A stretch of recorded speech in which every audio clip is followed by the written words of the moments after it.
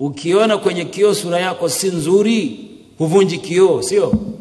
Unajitengeneza ili uonekane vizuri zaidi. Maana yake ni kwamba mwaka unaokuja tukarekebishe kasoro zilizopo ili tuweze kuonekana vizuri zaidi kwenye taarifa hii. Kama unawekeza kwenye maji, halafu maji mengi yanapotea, mathalan 70% ya maji yanapotea, maana yake ni kwamba cost of operations zitakuwa za juu tu, hutaziweza kwa sababu kile unachokusanya huku na kile unachoweka havikutani, na kwa kuwa havikutani utaishia kusema gharama ni kubwa kuliko hela tunazopata.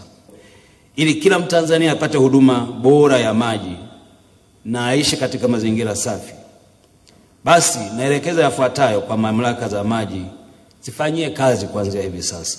La kwanza ni kuweka mikakati thabiti ya kupunguza kiwango cha upotevu wa maji kama nilivyosema, ili kuepuka hasara nilizozitaja.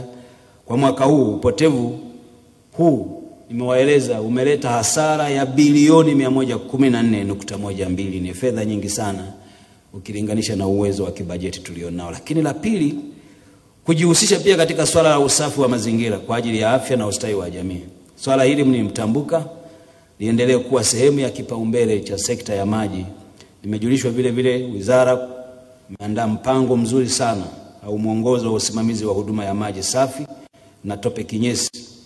Naomba mwongozo huu ulenge kutoa mwelekeo wa kitaalamu na hatua za utekelezaji zinazolenga kuboresha hali ya usafi wa mazingira na upatikanaji wa maji. Na kwa msingi huo basi ninaziomba mamlaka zote husika kuhakikisha kuwa zinausoma kwa kina mwongozo huo na unatekelezwa kwa vitendo, usisalie kwenye makaratasi.